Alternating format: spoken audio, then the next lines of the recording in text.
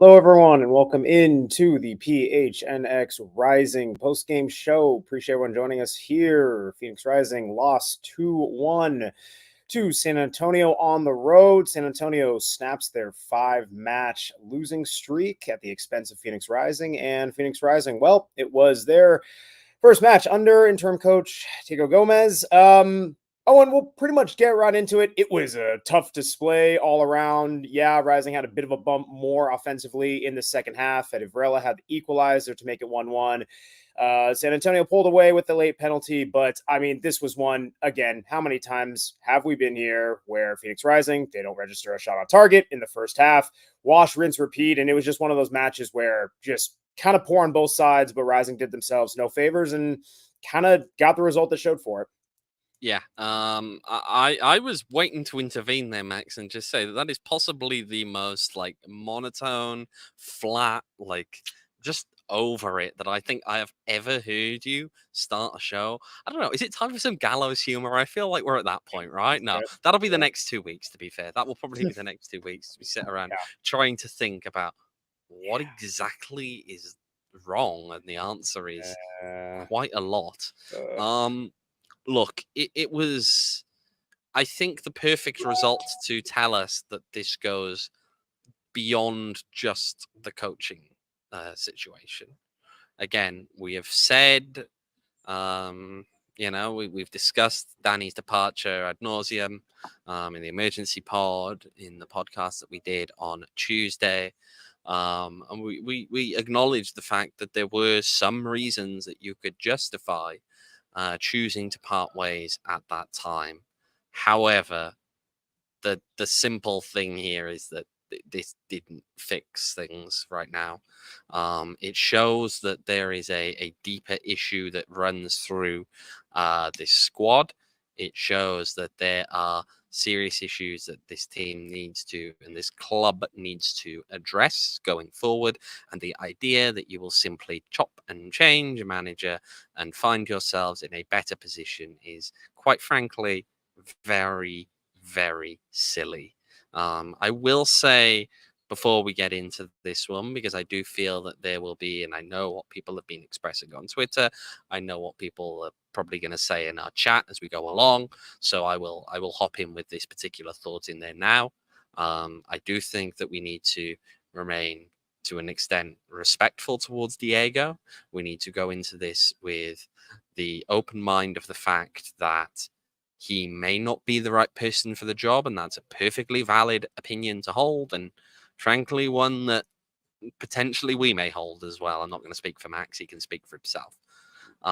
However, you do have to remember that he is not the root cause of this team's problems either.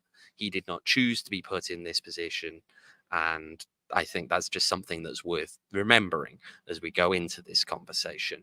But yeah, it was overall a pretty dismal performance. When you lose to a team that has lost their previous 5 games, when you lose to a team that has its coach sitting on, quite frankly, a seat that I thought was hotter than Danny Stone's. Yep. And a team that there were people here that I was talking to in San Antonio that felt like if San Antonio had lost this game, it was a very real possibility that Alan Marcina would have gone himself. It's just I mean, look, the thumbnail kind of says it all, right? Max titled this one Rock Bottom.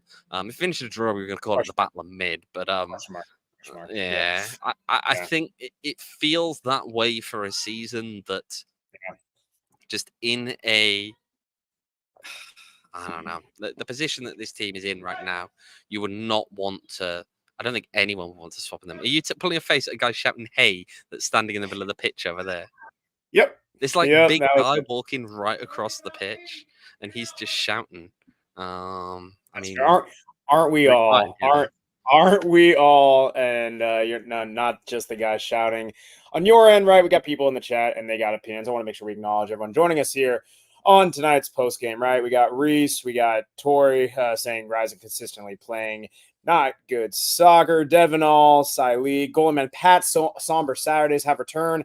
Really hope they haven't, but it might be the case. Eric, William Schill in the track with a bring back a certain former coach chat, to which people in the chat. No. Yep, that's a resounding no for many people. Ben News Bluebird in the chat. Edward wanting to trust the process. But yeah, man, it's again, this is something we mentioned throughout the week, both in our show on Tuesday and the audio only episode of. I think this one, you were not going to learn a ton from this team either way. Yes, was the lineup questionable? Yeah, sure. Was the subs brought on and when they were questionable? Absolutely. I definitely agree and understand where the frustration may be with the chat and with people watching. Again, I kind of chalk this up to, I don't think this is a throwaway match, but I think given the lack of preparation within the week and given just how much uncertainty this team is kind of at as a whole, I don't think you're going to learn as much from this match. Now, we fast forward and we want to talk about a potential rock bottom too. And we're not trying to get too far ahead of things, but July 19th, I guess, an even worse team in the table in an El Paso Locomotive at home. Oh, goodness gracious. That Friday night is going to be fueled by something. And we're not just talking about dollar beers. It's going to be volatile. That's for sure. Yeah, I think at the end of the day, this game was an opportunity for Phoenix Rising as a club to quell some of the just broad discomfort from the fan base at the direction that this club is going in, the unrest, the anger, all of that. Yeah. And they didn't do so. Look, at the end of the day, they probably have. Okay, I think a draw probably wouldn't have helped. I think a loss probably. Yeah. But here's the thing, right? We need to talk about this as a series like this fan base right now. Look, they are just waiting every day for someone to light in your match. The gunpowder's always there. They are angry. They are not happy. And I think we've seen this kind of simmering under the surface ever since 2022. And the idea that I think things had been forgiven and forgotten. You always saw moments that told you they weren't, that people still had misgivings about what had happened in the past. They weren't happy to just move on. They stayed quiet while things were going well. But the minute that things took a turn back, you almost kind of knew that things were going to be quite negative and quite nasty quite quickly. And that's where we found ourselves now. Look, at the end of the day, I see people are really having a lot of fun at the moment with the chat and bringing up comments that were made in midweek, things like foaming at the mouth in anger. And yeah, I mean, look, did the team come out and put out a battle in the second half? I think they did. But the simple fact of the matter is that some of the issues that have been prevalent since day one were still incredibly prevalent now. And they are issues, once again, of squad construction. We have seen it time and time again. This is a team today that was trying at times to be quite quicker in the attack. They'd go wide. They used the wide areas quite a bit, it felt at times tonight. But the problem is when they whipped balls in, who were they aiming for? Now, apparently, Fede Varela, if he is left completely unmarked until the very last moment, and that, I'll be fair to him, good run, found himself space, managed to make that trailing run very well, and has nobody really cotton onto him until the very last moment. And then the header's pretty good from him. It's a good header. He doesn't give the keeper any real chance of getting to that ball. It's a good goal in the end for him. But it also just papers over the cracks at times of just aimless crossing that we've seen all season long. Oh, yeah. I mean, yeah, pretty much feels like it was really the one cross that Rising kind of connected on this season. But no, well put, my pixelated friend. Let's take a look. Am I pixelated or are you pixelated, Max? I think you're a little pixelated. That's okay. To me, chat weigh in on who's more pixelated. I think it's Owen. But hey, in the meantime, let's take a look at those numbers presented by friends at Desert Financial Credit Union, Arizona's #1 credit union, named by Forbes. Right, Phoenix Rising. Right, they lost. There you go. 1-2 to San Antonio FC. They lost the XG battle, 0.8 to 1.22. But hey, guys, there's another victory for us. Possession battle. They won that. That's what this club does. Wins the possession battle, 55 to 45. Hang it in the rafters. Hang it in the rafters. And look at that. They won the shots battle too, 11 shots to 7. But oh, have we so often seen that they just aren't as on target as their opponents. Of Rising's 11 shots, 3 on target of San Antonio shots, a little more than half on target, 4 of 7. And here's the real kicker. Again, we said that this club started slow. First shot on target for Phoenix Rising, credited in the 50th minute. Yes, not 1-5 in the 15th, 50th, 5-0. Waiting to the second half. We've seen this from this club, whether it's the first half or second half.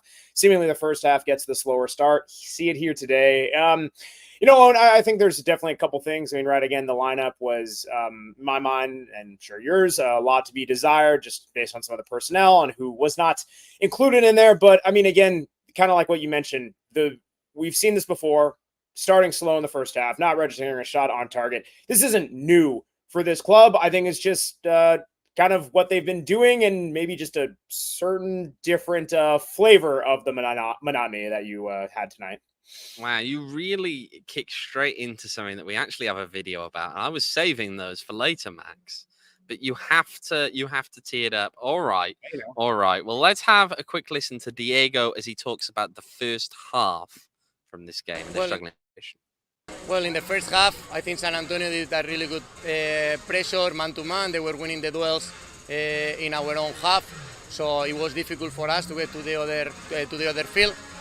Even though I think in the first half we should be winning 1-0 with the penalty, and that changed everything. I think that was a clear moment of the game that could change the things.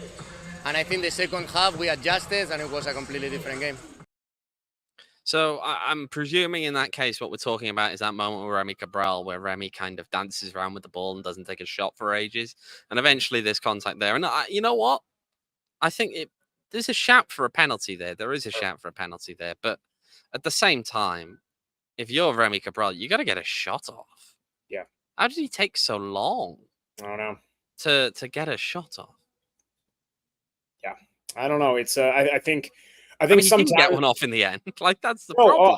100%. I think sometimes, right? I mean, and I think Remy, if anything, he is one where he wants to get a shot away more often than not. I would say, if anything, if he's gonna toe the straddle between getting the shot too early and maybe waiting too long, he usually has to go to the earlier side. So I think in this case, I don't know. It was kind of one of those where sometimes, especially this team likes to try to hunt too much for the perfect shot. Again, I'm not going to say that's always the case because, sometimes they don't get in the right position for it. But yeah, I think sometimes when the build is so slow and you're just not able to get into those right positions, I think you're trying to find that ball through. And you kind of see, especially in these moments where Remy Cabral has not played these consistent long spurts of matches, he is finally getting back in there. But it's just tough, man. Like, I think this is one of those things where I know we'll get into it later. This break, hopefully this team kind of retool and come back. But they're feeling things out, and it is rough. It is really rough when they're in that final third for them.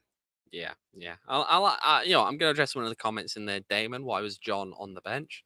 So John Stenberg, obviously missed games recently due to injury. Okay, this is his first game back, so it makes sense, right? It was described to me before as maybe he'll be ready for this game, maybe he won't be. They weren't quite sure about a week ago whether this team was, going to be able to put John Stenberg out there or not. In this case, he's on the bench because, he's being worked back in. They took him on this trip, but you can't always, for example, really say for sure. Is he ready to go? Is he not? I don't know. But in this case, clearly not ready to start. Yeah, not ready to start there. It's tough. Hope John gets back. Not a doctor. He's an important part of this team. Yes. Just, especially from the locker room piece, right? You need him and want him around. Yeah.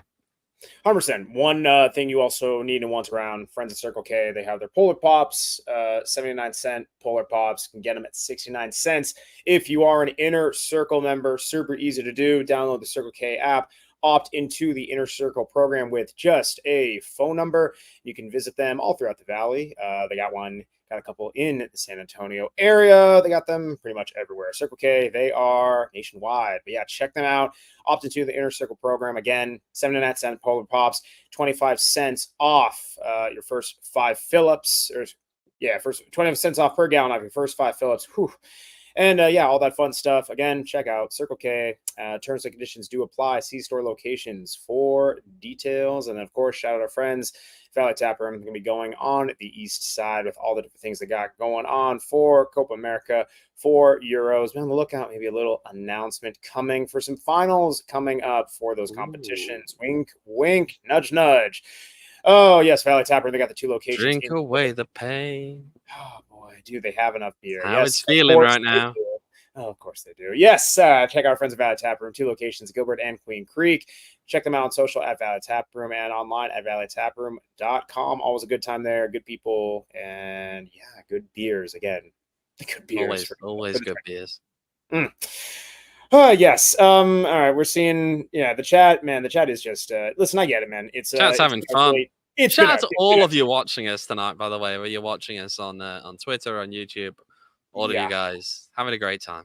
They really are. We're gonna listen, we're having fun in the commiserating / anger. It's all kind of there, right? I mean, listen, run for the emotions, right? This is why we do this. This is why we're here. People got to vent. People got to try to feel things out. I mean, listen, I think something right that I've seen a lot of people asking, and again, pardon if I'm jumping the gun here. Let's hang on. No, because I know what you're gonna do. And you know what you're gonna do? Okay. Let's not make this the next video. Let's go with. So, right, we've already spoken about the first half, right? But we do have some overall thoughts, and we should listen to those, I think, before we move on. Well, first of all, disappointed for the result. Not disappointed with the team and with the performance of the players. I think they did all that we asked them to do, and I cannot blame them for that. I just can say that we have some moments and details that make us lose the game that we need to improve and we need to work on them. But this is the way, in my opinion.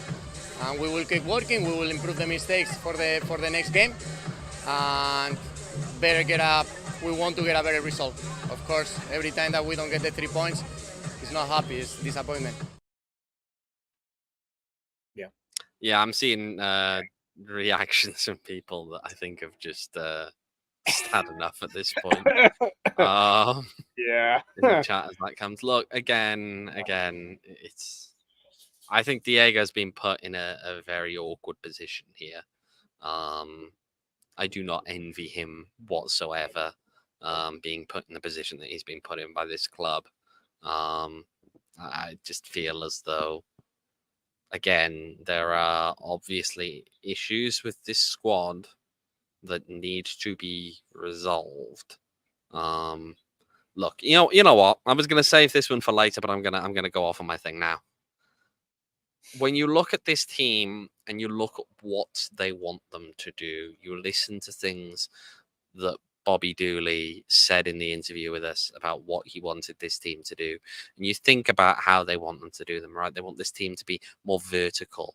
They want them to not stagnate as much. They want them to be quicker in the attacks. But here's the thing. When you want to do that, you need to have options as well in your attack, because just being quick and thinking, that the one way that this team is probably built to actually do things will work, it isn't the case. Okay, this team right now, you see them using wide areas and you see them on times looking for crosses. Now, they made a few crosses today. They did connect on a few crosses. A few of those come very late in the game when they're kitchen sinking it. And I don't think that's indicative of play overall. But you see him get into wide areas, and the question you always have to ask yourself is, who is there to aim for in the penalty area? What do you need to do? Who are you trying to find in that penalty area? And the problem is this team doesn't have a target man of any variety. They want to play a vertical style of play without a target man. And so effectively all you're able to do, I mean, there's two things you could try and do. You try and play it up wide and you're going to try and cut in, or you're going to just pump them over the top to Remy, which we don't typically see happen with any great amount of passes. They don't do that very frequently. No. So the problem you have then is just that they get out wide, they knock the cross in, and it doesn't do a whole lot. And we've seen that happen quite a few times, where you're just looking and again thinking, who are they aiming for? What are they trying to do? At the end of the day, the main issue with this squad, look, it has its issues in midfield, but those to an extent are secondary. I think the most pivotal part has to be getting a proper number 9 in. Okay, this squad has talent. It's very good, But in some ways, you look at it and you see what looks like the results of sending a 6-year-old out into a sweet shop to go fill up their bag with whatever they feel like. And then they get home and their chocolate has melted on their gummy bears. And so then they're crying because the chocolate's and they didn't think about how they're piecing this all together. Both of those things are good. They're both very good. Oh, but it doesn't help when they're not thought about how you're going to put these things together. And then you end up with this. That's what you've got here. And it's just, honestly, this was in many ways so foreseeable. And that sometimes it feels lazy to say because, you'd always go, oh, well, what if they'd have known? Great to say it with hindsight. But the fact is, we did all foresee this. This topic was a huge topic of conversation over the off season. Is what's going on with the strikers? How is this team going to replace 39 goals from Danny Trejo, Manuel Arteaga, and Carlos Harvey? How are they going to do it? Did they go out and get 39 goals worth? Did they look at players who could have done as such? I mean, they'll tell you, we thought about these things, but you'd also see comments that seem adamant from members of club management saying, no, we've got talent here. We want to give internal opportunities. We want to give internal opportunities. And the fact of the matter is that almost anyone looking at this team could tell you from day one that they needed another striker. This wasn't particularly difficult. And I don't understand why the club found it so difficult to actually address that issue. Why is it being addressed now? Maybe. I mean, the international transfer window is going to open in what is it, 12 days time? So they'll be able to get someone in just before the next game, providing registration all goes through pretty straightforward.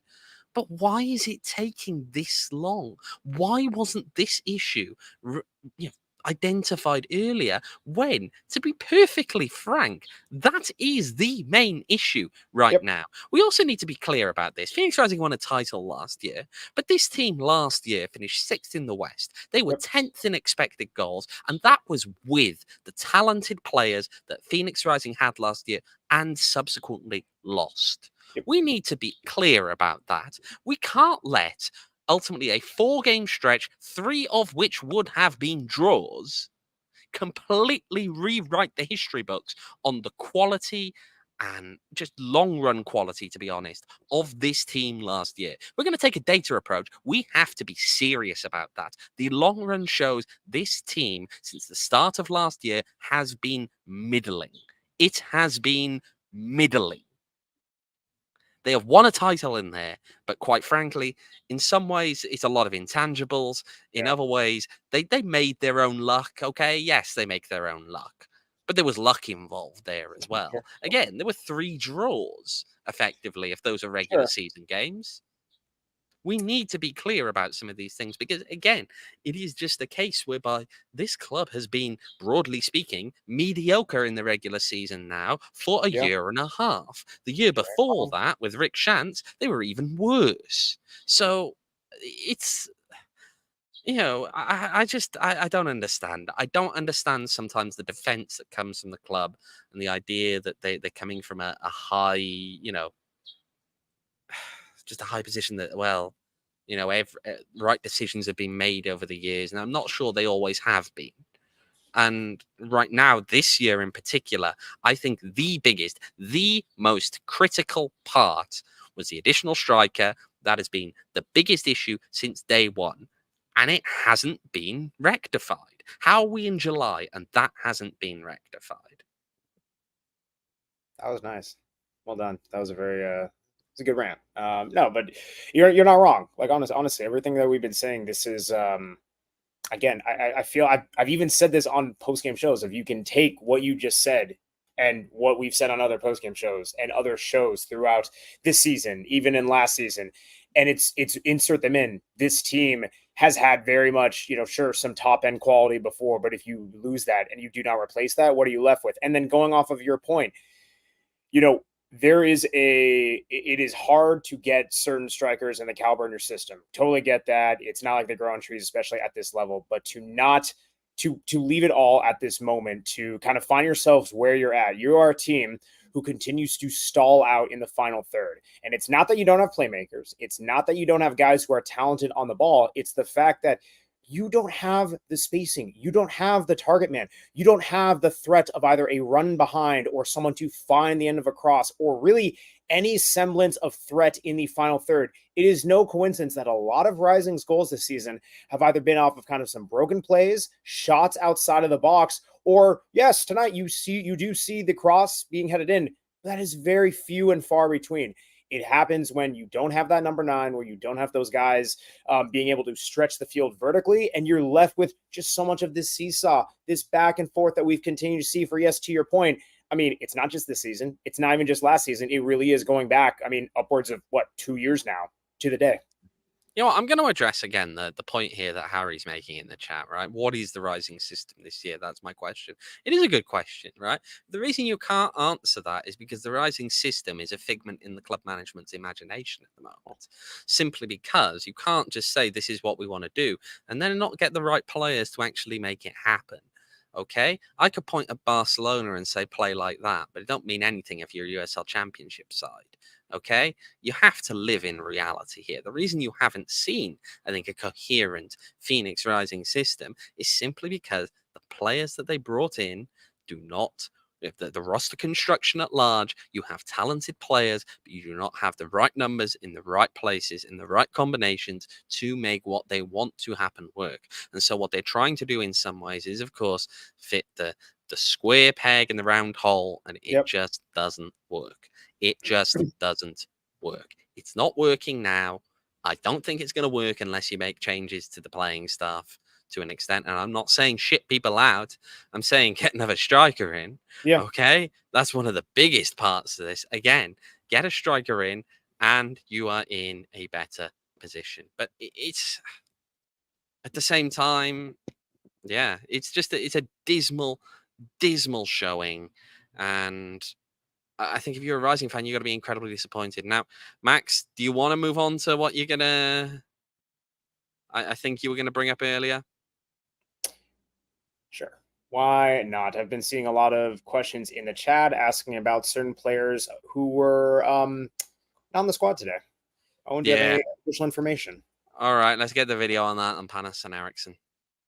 So what was their thinking behind leaving Panos and Erickson back in Phoenix for this one? Well, they were not available for selection, so that's the reason. No more to comment on that.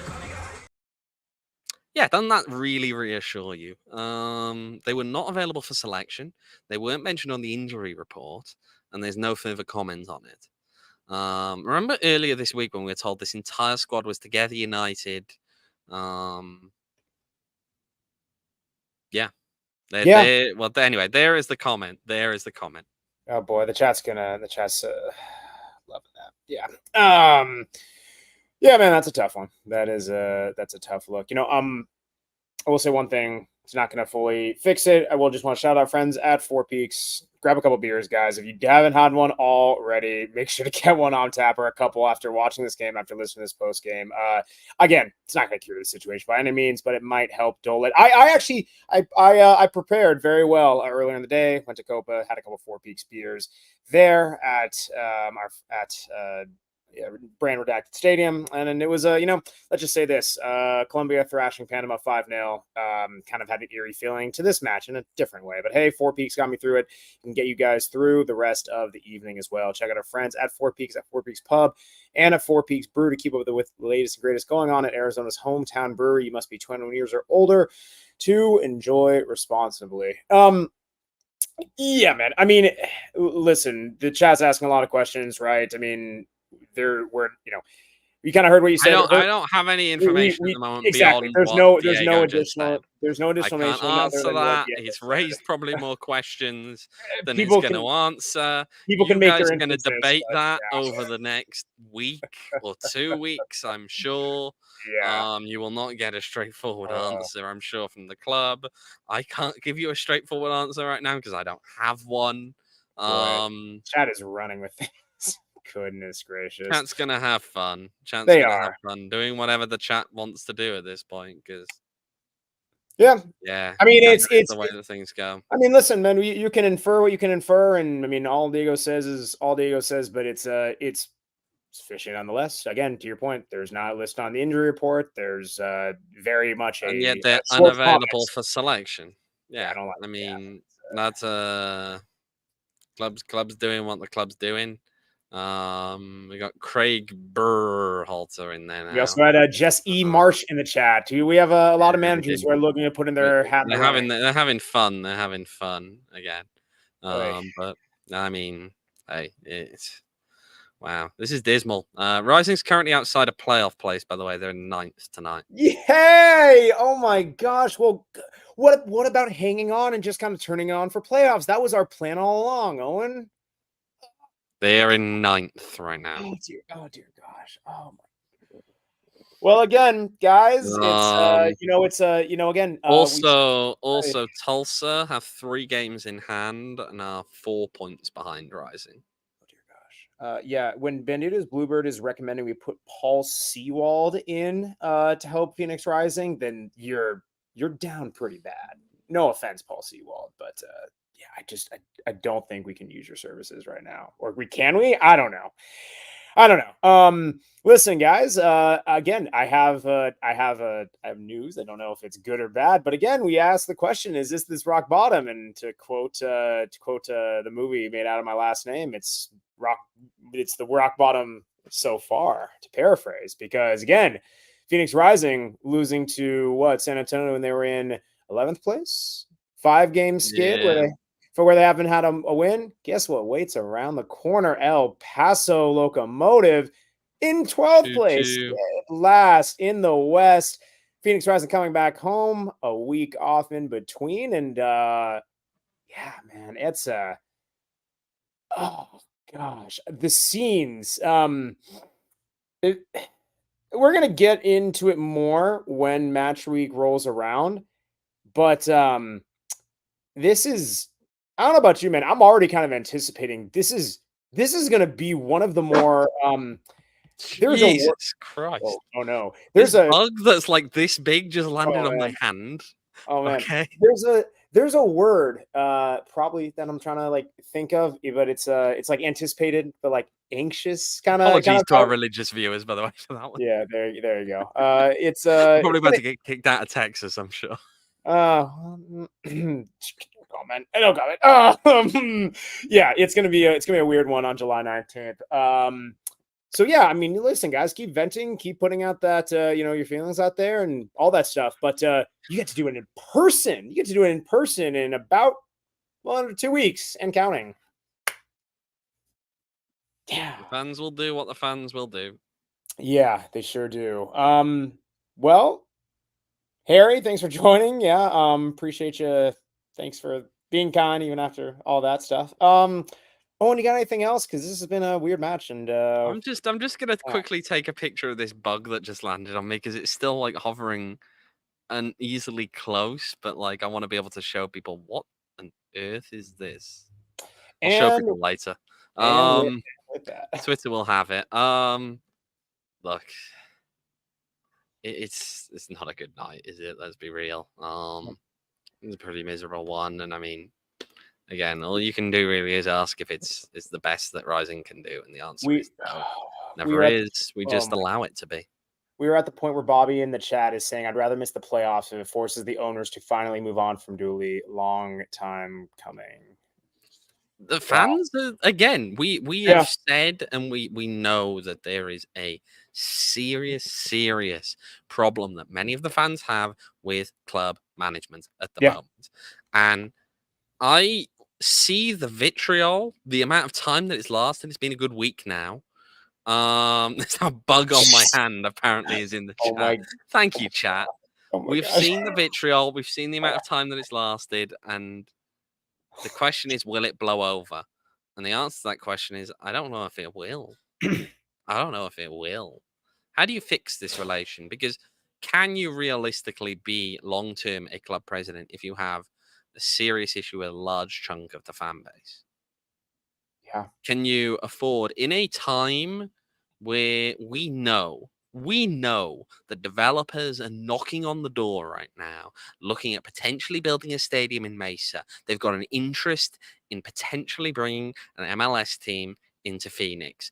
And you're in a position now where potentially you could be willing to accept the alienation of a portion of your fan base that are also something that you kind of have to use to sell tickets, right? And they have done historically. Yeah. Is that a good idea? I mean, this is a time, if ever, for Phoenix Rising to be united. This Yeah. is a time for Phoenix Rising to come together. And the problem is that the fan base have very legitimate gripes about serious issues that have plagued this club this year. And concerns, I think, that this could continue to impact the club negatively into the future. And those need to be listened to and those need to be addressed. I mean, just saying, for example, that you'll give 100% every day you're in the job. I mean, did Danny Stone not give 100% every day he was in the job? I'm sure he cared for the results. I'm sure he cared for the club. I'm sure he cared for the supporters. I'm sure he cared for the output. Okay? Yeah. Trying hard doesn't get you a medal. It doesn't get Memphis a medal when their pitch is terrible. Okay? This isn't 5-year-olds getting stickers for doing well done, you tried. This club needs to be judged on its outputs, and right now the output on the field is lacking. And again, that's something this club seriously needs to consider, because if we can all point to a very serious fundamental flaw in this team, and we've been pointing to it for months now, nothing was done about it. You seriously have to get into that point whereby, okay, who's responsible for that issue? And how are you going to get past it? How are you going to make sure that doesn't happen again down the line? 100%. Yeah, you're not wrong. I mean, listen, we are It's now 4 minutes to midnight. I'd love to get out of here, Max. So let's wrap this one up now. Well, yeah, we were about to, and then you went on your little rant, which is fair. But no, we'll kind of end on this. We're not in the front office. We do not know. Right. I mean, even going off Bobby's chat of like, right, if missing the playoffs means that there is a change at the top, and like, truthfully, don't know what would happen or what would force that. But we'll say this, man, it's again, it's not trying to get ahead of things, but it stands to reason. If this club does not improve, if there's not showing on the field, that's going to lead to issues off of it, right? This club needs to be able to, right? It's, you don't want to be, there is a difference between the supporters who are, supporting the club through thick and thin, like you guys in the chat, like people who show up to matches and everything like that. But you don't want to test people's loyalty. And that's for the people who you have buy-in from people who are more casual from this club, or people who are interested in getting involved and going to a Phoenix Rising match. Is much harder to sell when the team is not united, when the team is not doing well, and when it affects the bottom line. I will say that makes the conversation way more palatable. Appreciate everyone joining us here on the PHNX Rising post-game show. Of course, you can follow us at PHNX__rising. I'll take a page out of Banjo's Bluebird for this one. Double the underscore, double the root problem. At the club, you can follow me on Twitter at Max David Simpson. You can follow Owen on Twitter at OJ Evans18. You can follow a producer Danielle behind the production of this show at Abraca Danielle on Twitter. Again, appreciate everyone joining us so much on a post game, especially after a tough loss. It's gross, but you guys aren't. We appreciate the heck out of you. We will be back next week, Tuesday. Even though that Rising does not have a game, that it means we are not going anywhere. We'll dive in, do some fun stuff, and there's other things to look forward to. But it's a beautiful game, but it's way more beautiful when we don't have this deja vu numbingness of this club doing these things. Good night. We all silly like the mayor.